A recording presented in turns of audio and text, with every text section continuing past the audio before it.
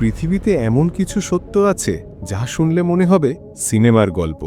ভাবুন তো, এক জায়গায় পানি ফুটছে কিন্তু তার পাশেই বরফ জমে আছে। ফ্যাক্ট নাম্বার 1, নরওয়ের কিছু জায়গায় গ্রীষ্মে সূর্য ডোবে না। এটাকে বলা হয় ল্যান্ড অফ মিডনাইট সান, যেখানে 24 ঘন্টাই দিনের আলো। ফ্যাক্ট নাম্বার 2, অ্যান্টার্কটিকার মধ্যে এমন একটি ভ্যালি আছে যেখানে 20 লাখ বছর ধরে বৃষ্টি হয়নি।